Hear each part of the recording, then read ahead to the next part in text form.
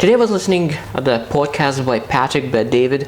He's an amazing entrepreneur, has succeeded in life, and it seems that in multiple areas of his life, and I truly believe that the person worth listening to.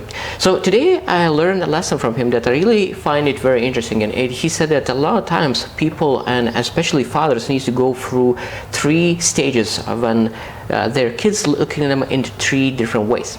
So first stage is idolize. So that means, of course, when dad is a hero, he's able to do whatever, and it seems that as a superhero.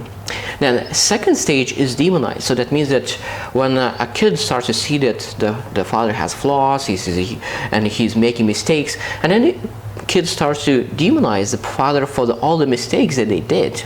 And of course, after the second stage, there is a third stage, and the third is humanize. So that means they start to realize that the dad is just a human. He's full of strengths, full of great things, and full of mistakes, full of imperfections.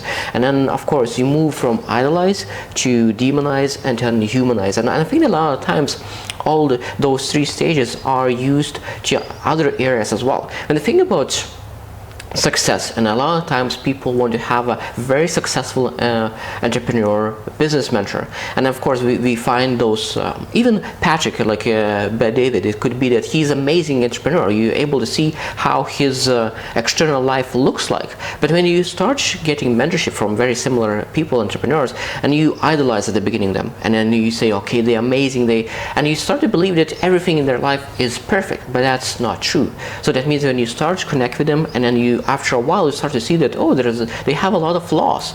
And of course, when you start to demonize, and it's like, oh, maybe I'm not supposed to listen to that. Oh, they make mistakes here, they make mistakes here. Maybe they're not that good as they thought. But that is false, because when you move to the next level and you start to humanize it, that means you understand that no one is perfect in life. No one perfect. So that means we need to understand that they have strengths, amazing, extraordinary strengths, and that's where we need to take in, and then you go to that person and ask those questions in their strengths, and then you do not need to demonize it. You always move to humanize right away. So that means you understand that they are totally human, they make a lot of mistakes, they're not perfect, they're imperfect, and then of course you need to be very graceful and see those weaknesses as part of human, and fully engage in those strengths and take as much as you can. So that means that when we meet any kind of person, we always need to understand that we can idolize them, we can demonize them, or can humanize them. And I think that we're not supposed to use neither idolize, neither demonize. We always need to move to humanize. So that means when you meet a person, you ask yourself, okay, what kind of strengths that person have, what kind of weaknesses that person have. So that means we need to take those strengths and forget and be graceful with weaknesses. And I think that is one of the best way to live, because you're able to learn from every person that you meet, because every person that you meet is able to teach you something.